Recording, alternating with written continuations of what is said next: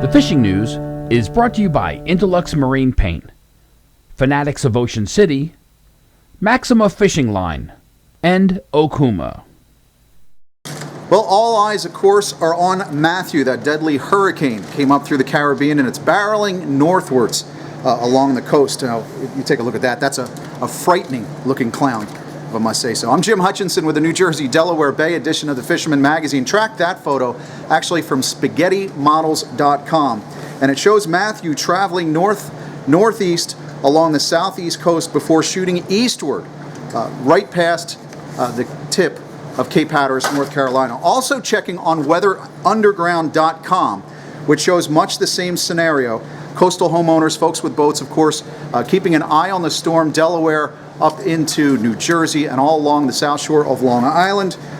We've got to just keep our eye on this storm as it makes its way up the coast, but hopefully it follows some of these latest predictions and starts to move its way eastward before the weekend begins. Now, in between last week's blow and this blow that we've got now, there have been some pretty good reports when folks can get out, especially, let's talk from the north down to the south, okay? East River, Hudson River, along the Kill-Van Kull. A lot of good striper action in lower New York City and up in that area of the Raritan. In fact, Akira from True World Tackle and True World Sport Fishing, he's been putting some guys on fish. Talked to one of my friends too, has been finding blitz conditions on the East River, mostly smaller fish, but they're getting some striped bass down on the bottom. They're in the 30-pound class, taking them on eels. What's that mean? Well, if you think back to the 2015 run, if the East River and the Hudson River, and there are a lot of fish stacked up in that area, then hopefully when they start making their move down along the coast in the fall, they'll come right out Sandy Hook, and let's hope for a good run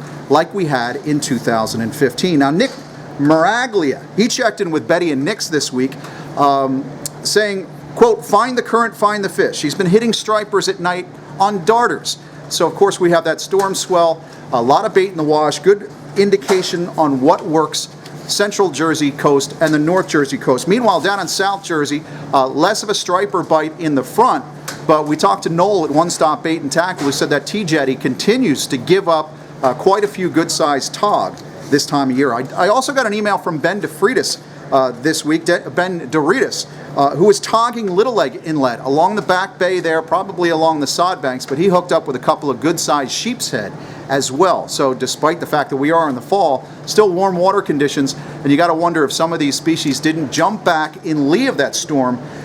Good indication of where you might want to target this week. Get into someplace quiet because there's going to be some action there. We did find out there's plenty of resident stripers along the back sod banks.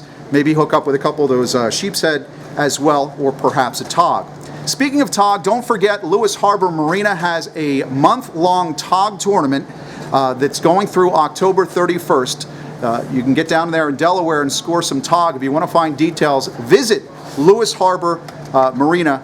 Go check in with a bait and tackle shop there. Now, my visit this week, as far as tackle shops go, moved a little inland over at Harry's Army and Navy in Robbinsville. We talked last week about that surf bite and found out from Jimmy Bonanno that he was been doing quite the number on stripers in the front. So I figured if I'd stop back here and find Jimmy at work here at Harry's Army and Navy, maybe I can find some information. Hey, Jimmy, looking for a location. Give me a spot. You got a spot? Montauk. Go to Montauk. There's no fish in Jersey. How about it? All right, without a spot, you don't want to burn a spot. Give me a lure selection. One good lure selection. I hate to keep beating a dead horse, but the Tsunami Talking Popper has been putting up some decent catches throughout the weeks, and the early weeks of the mullet run. It's a good point. With a lot of these mullet, you want something that's moving water, and I don't think that Jimmy's lying either, because you come into a lot of the shops, especially here at Harry's, you find one shop or one plug along the rack, and that usually does it. So go into your shop, find out which of the pegboards is empty, grab that particular lure. So thanks for that, Jimmy. As a matter of fact, here at Harry's Army and Navy, they've got a 25% off sale on the Lamy rods, and they've got a big sale, big Black Friday 10-day sale that's going to come on November 23rd. Bone redfin too, it's a must. Yes, they don't cast good, but they catch. The fish are at your feet, remember that. Take advice from Jimmy. He's been hitting them pretty hard, and he has told me, like everybody else is telling me, a lot of mullet in the wash. Mullet are on the move. Paul Decker, as a matter of fact, checked in at Fisherman's headquarters just the other day. He had bass and blues this week on those mullet schools. And that's good timing as well, too, because you've got the Long Beach Island Surf Fishing Classic, the 62nd annual tournament. Kicks off this Saturday, big casting clinic that kicks off the day. And also don't forget that first big weigh-in, the biggest fish on Saturday, is a $500 bonus in addition to all the other segment prizes.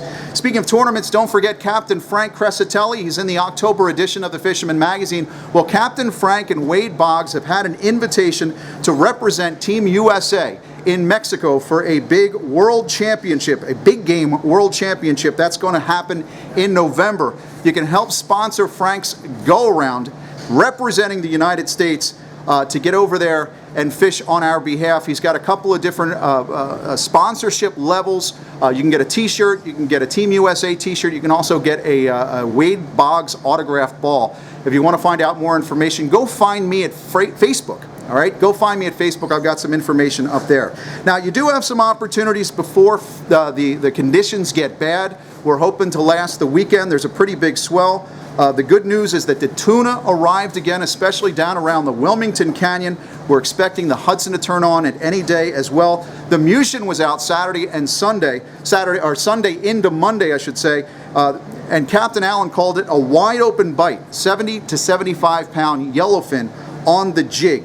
So hopefully Matthew does do what it's predicted to do and heads out east very quickly. Of course, conditions are not going to allow getting offshore this week, but hopefully those tuna are still around and still hungry when we get on the other side of this storm. So don't forget, too, with those big yellowfin and those mahi, bring them in to the Dreamboat Leaderboard weigh stations. If you are a subscriber to the Fisherman magazine, I don't know why you wouldn't be, make sure you get in on that Dreamboat Challenge. In fact, we've got a big leadership change.